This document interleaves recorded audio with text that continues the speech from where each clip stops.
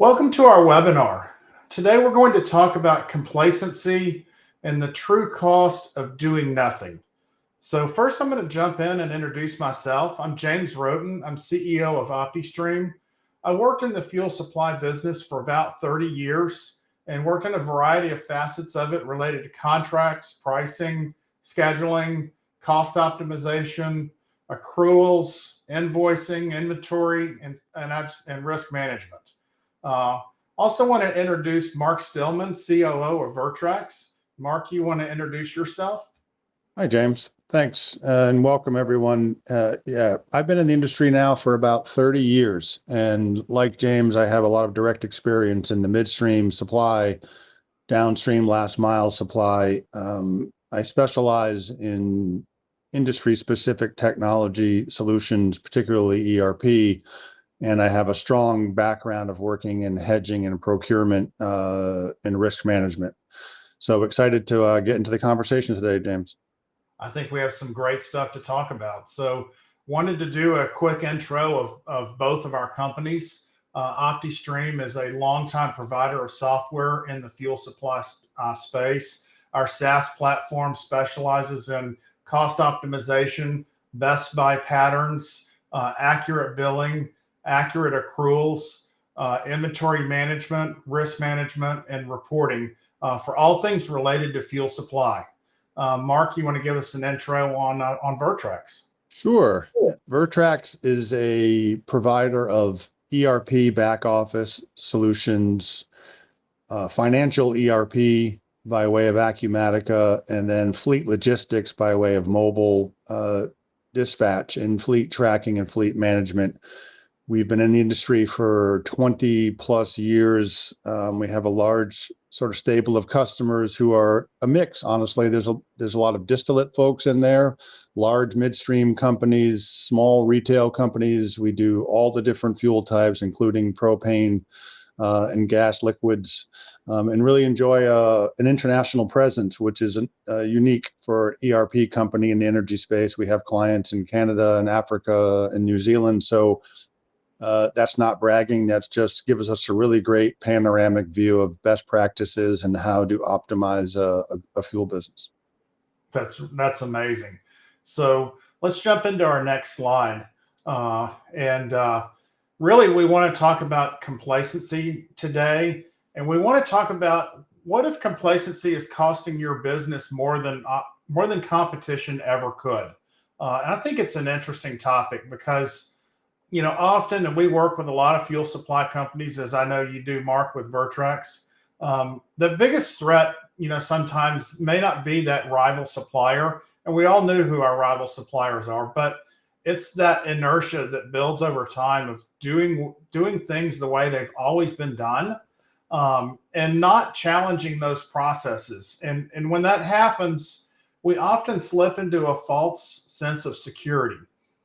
And so what I see with fuel suppliers when we begin to engage with them and uncover some of this is this inertia has quietly over a period of time drained margins, increased risks, and created operational blind spots long before competition ever enters the picture. So what I wanted to do is just jump into a little bit of a talking point together about this complacency and this assumption that current processes and technology meet all needs. And Mark, I think we know what happens with assumptions in business. Yeah, well, this is a family-friendly show, so we'll leave that out.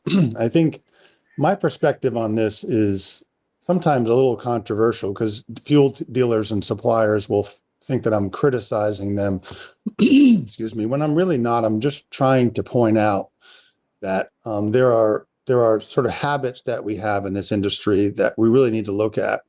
Complacency kind of can be viewed in two dimensions, right? You're actively complacent, where you're like, I just don't even care. I'm too busy. We've been in business for 100 years, and my systems are good enough, and we know how to do this better than anybody. But that's probably not true, but okay, if you want to believe that, that's great. But then there's this sort of I call passive complacency, which is there is belief, and this is the controversial part, that some processes and workflows in our industry, air quote, defy automation. When I come in and I pick my supply points, I'm looking at my contracts and my requirements for the month and for the day and for the week. There's no system that can capture everything that I'm doing in my brain, and I can do it better. So don't talk to me about automating the supply chain stuff. Well, that is just patently inaccurate, and I'm not trying to be a jerk about that. But software, especially supply management, trading risk management tools like OptiStream, can do it better, smarter, faster, with less errors and less human intervention. So intuition is great, but not great when you're talking about razor thin margins. You're better to rely on technology. You could not have said some of that better, because, all of what you said, I think, leads to missed opportunity and invisible inefficiency and a competitive disadvantage. And, let's talk about what happens when we do this over time. Okay. So, one of the things I see is these items accrue. So, we say today, I have all the systems that I need. But as we say that day after day and week after week, and then that turns into year after year, some of this accrues. And it's, there's a term out there I love called technology debt, where we don't address what's there. And over time, these small things that might be missing, they add to the cost of the supply business, and they cause really an untold loss to the bottom line. And, that's what I really wanted to, get through today. So, I want to jump into our next slide on this. So I want to talk about what's possible. And really, I think sometimes an awareness of what's out there might be the best remedy to at least get started on this. So alternate sourcing, it's, any fuel supplier I talk to will talk about that.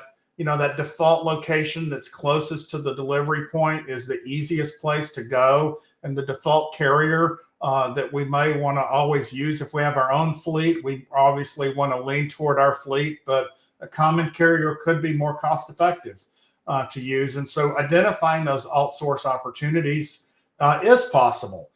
Risk management, there's not a fuel supplier I've ever talked to that has not wanted to have a better look at their risk management positions, their credit risk, and just being more proactive on those things. Invoicing, if you're billing out of an antiquated billing system and there's that person in your office that has like 37 sticky notes on their monitor that says, well, when we pull this way on this contract, we need to charge a 2-cent differential. And you're relying on that sticky note for accurate billing. That's not the way it has to be. There's better things out there that are possible. And then last, what I wanted to cover is just real-time reporting, and being able to know gross P&L, being able to know weighted average cost of goods sold, and being able to know what's in inventory. So great things. What I wanted to do though is just go into some numbers, and every business is different, but I wanted to just go into kind of an assumption model, if you will. So entertain me through this, Mark.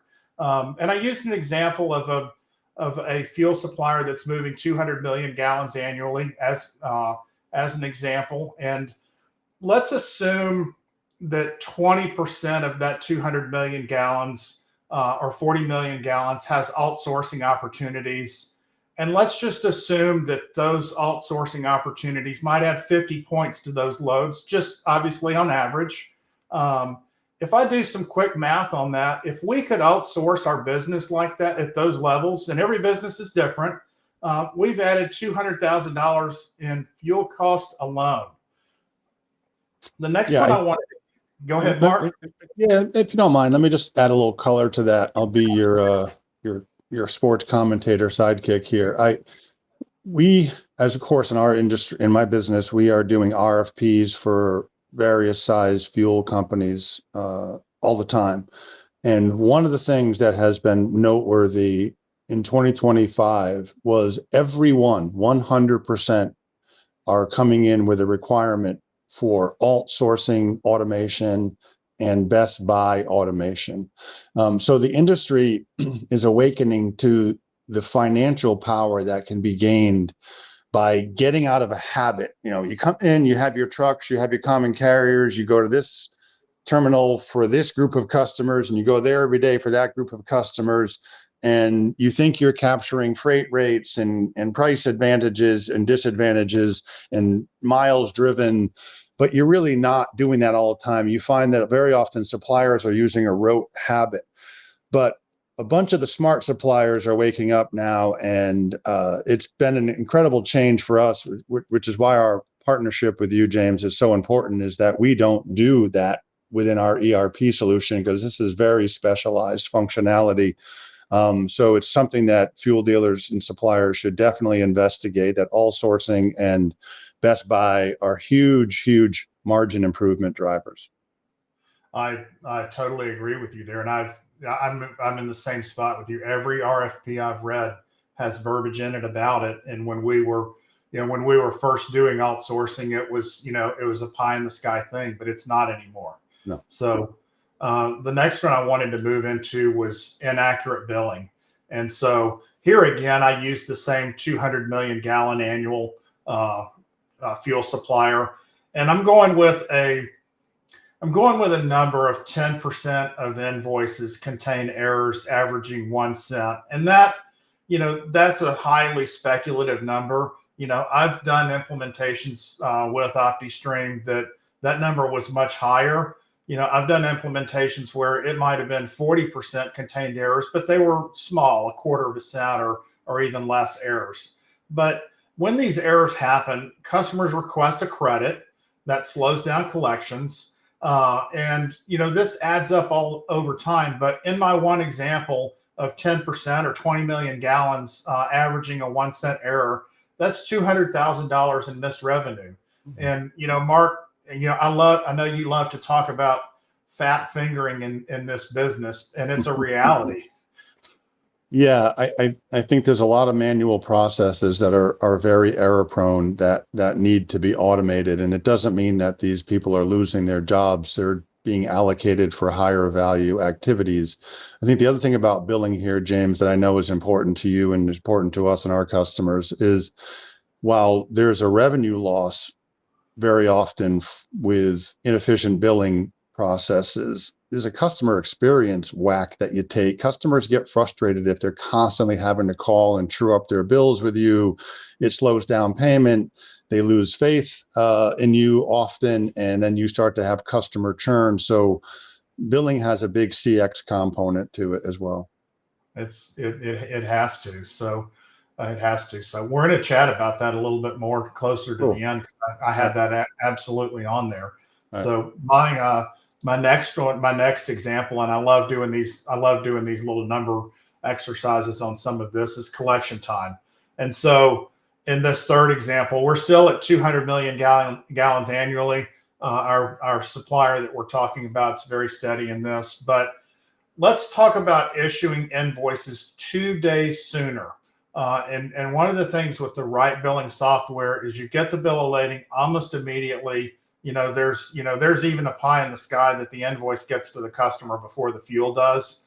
But if we can issue invoices 2 days sooner, and we assume an average sales price of $1, and obviously depending on the commodity, depending on where we are in the industry, that number has a lot of swing to it. But I picked it to keep our math simple.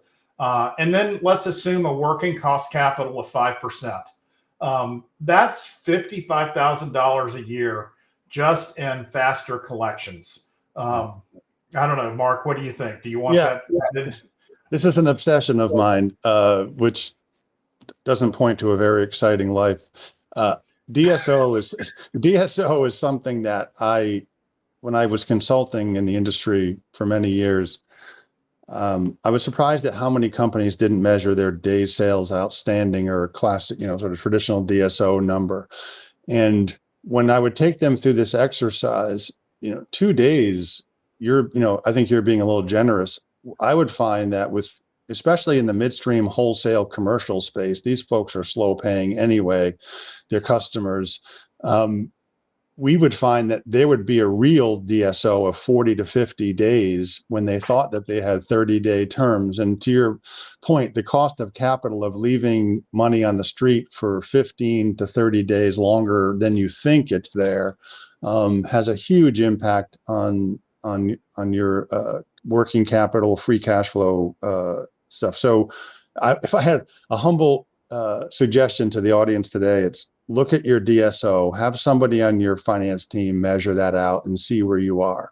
Every day you drive your DSO down is putting money on the bottom line.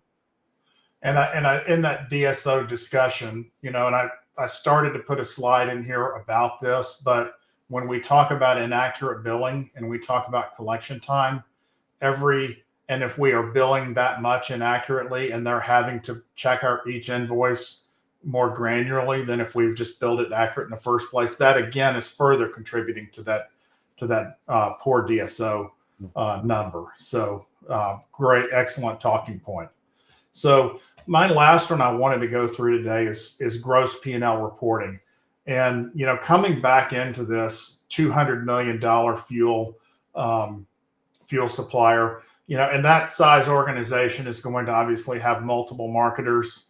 And, anybody that's ever managed a sales team knows that at any moment, 30% are probably underperforming. It's just, Mark, I know we all know this. And month to month, it's not the same 30%, but what I see in that is without real-time reporting, we don't have that right now visibility into what 30% is not only not meeting their volume numbers, but not meeting their margin numbers. And so if we can solve that problem faster, that's a huge hit to EBITDA. Yeah, this is another thing that I in my quiet moments I obsess about too, which is I often get frustrated that a lot of fuel suppliers, even large, sophisticated ones, big marquee brands, it'll be the middle of the next month before they have real good performance data, real good financial performance data, real good sales performance data, real good. So the horse is out of the barn and two towns away, and then you're trying to reverse engineer fixes. Real-time reporting, I think, is another defining part of the industry right now, that the industry knows it cannot really thrive and survive when you're way late getting to your performance metrics. So yeah, real-time reporting is an essential part of smart decision making, course corrections, you name it. Yeah, I love all of that. So I want to come back and just do another talking point. We talked about some of these costs and how they can, we put some real numbers out there to be analyzed and to agree with or disagree with, but they're representative in every business that could do better in these areas, and we could all do better in these areas. And we talked about some of what's possible, but I wanted to flip around and maybe put you on the spot a little bit. But for a fuel supplier that could achieve some of these things, what's the competitive advantage of that? Well, I think as you were showing those slides and those numbers, I've been an endurance athlete for almost all of my life. And what you realize is at a certain level, everybody is just about as good as the next person. So it's incremental gains, as they say in the sports world, that make you better than your competition. It's not big things. It's a combination of little incremental gains. And if you go through the slides that you just went through, James, what I see there is a couple $100,000 here and a few $100,000 there and $50,000 there. If you start to add all that up in aggregate, the competitive advantage comes from a smart company ensuring that when they wring that rag out of profit and EBITDA, that they're getting every last drop out of the business. And if you're not using the right tools, systems, automations, you are definitely leaving money on the table. I can assure you that. So I think the advantages are multi-layered. They make your business stronger. They make your profits better. That improves your enterprise value. That improves your banking relationships and credit lines with suppliers. So there's this cascading effect of improvements by leveraging and gaining some of these wins with internal cash opportunities. I love that. I love that. So I wanted to just jump into a little talking point about employee frustration. And when we have antiquated systems, when we have manual processes, when we have gigantic, what you and I like to jokingly call mother of all Excel spreadsheets, that becomes a frustrating experience, particularly during like a tight supply period or any any additional complexity in the business and just, the employee satisfaction coming to work every day. Just, it can't be good when you've got, those types of things going on. Yeah, I like to tell a very fast story about this. Across industries, not just the fuel, I'm not picking on the fuel industry. We don't think about employee experience enough, especially when it comes to technology and what they're touching every day. I mean, people can move the world with this device right here, and they come to work and they're using, DOS prompts and green screens. It's a problem from an employee perspective. And from a morale perspective. And I tell this quick story that Citizens Bank about 10 or 12 years ago was having suddenly this unbelievable churn of employees. They had this accelerated turnover, and a buddy of mine is a executive there in HR. They could not figure it out. They were firing branch managers. They were changing the colors in break rooms. They couldn't figure out what was causing the churn. And somebody stopped to ask and do a bunch of exit interviews. And what they found was they were using an old DOS system, a lot of paper pushing, and a new generation of employee was coming into that business saying, "You got to be kidding me. I'd rather work at Chipotle than do this all day." So the churn was actually being caused by manual, outdated processes driving a generation nuts. Nice. Nice. And so you talked about CX in that last section of it. And just, with billing errors and I think it's a lack of confidence that happens there. Is there anything else? You really did a great job there. Is there anything else you want to add, related to that on all of this? Yeah, I think that the fuel industry for a really long time, and when I was on the operations side of the business in the late 90s, I'm dating myself, but clearly I'm not a spring chicken with my hair here, but your customers were really sticky. There was this loyalty factor that existed in our industry. It was pretty uncanny. I'd never seen anything like it. But oh my gosh, if you fast forward 20 years, customers are so quick to be transient, so quick to leave for a reason of dissatisfaction, a reason of price, a reason of lack of communication and engagement, of not having the right tools in place. You will lose customers in the blink of an eye now. That's changing how we have to look at CX. So whether it's billing, whether it's systems that you're using, whether it's how you train your staff, your drivers, you just have to know that your customers are on the chopping block every single day, and they will leave you in an instant. So you have to focus on that CX really, really, really, really, really hard. Totally agreed. I'm gonna ask you one more question, and then I'm gonna circle all of this back with an interesting talking point to close out this section. What about the financial risk just from all of this lack of reporting and visibility? Oh man, I think, when the industry thinks risk management, they typically think of price risk management. What they don't think of is the risk of not capturing every dollar of margin they can. I see companies every day obsess, just losing sleep. Am I hedged? Do I have the right protection in place? Do I have the right swaps in place against these long positions? And there's this unbelievable amount of work that goes into that. And that same business is leaving 50 points of margin on the table. And with all due respect to the hedging and supply guys, they'd probably sell their mom for 50 points. So they're leaving it over here and obsessing about something smaller over there. So I think from a business risk, this industry has gotten more and more competitive. There's less and less price elasticity. the margins are thin, operating costs are going up, customers are being more demanding, they have more budgetary pressures.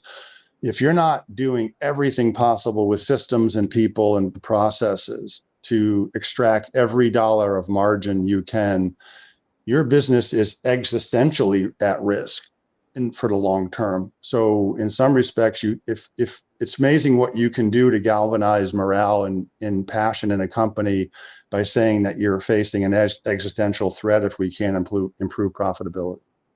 Wow. Yeah. So, Mark, I was going to share with you one of my early mentors, and he was actually the CEO of my very first OptiStream customer many years ago. Taught me this, that in business, you know, if you can picture like the three circles right there, and there's that little dot in the middle of the three circle drawing, those three circles are investors, customers, and employees. And when we conquer a challenge in business, it's like really easy to hit two of those. You know, it's really easy to do something that makes customers happier and investors happier, but employees less happy. You know, and I can go through every combination of that, but Right. You can make two happy pretty easily when you make a change or you add something or do something different. But when you're able to hit that little dot in the middle of those three circles, that's transformational change. And I was listening to some of what you said, and when we talked about employees, when we talked about CX, and then obviously talking about the financial aspects of everything we're looking at here, some of this, what we're talking about today, hits that little dot in the middle in so many areas, and I think it's really powerful to look at. Absolutely. Yeah. So awesome. Okay. Well, I'm going to switch scenes here, and wanted to just close out today. Hope everybody enjoyed our chat about complacency and some of what's out there. We'd love to connect and talk with you further. My contact info is down here. Phone number, email address, and website. Feel free to reach out, and we'd just love to have a quick chat with you and see what opportunities may be out there to look further. So enjoyed speaking to you today and hope to talk soon. Thanks a bunch. Thanks, everyone.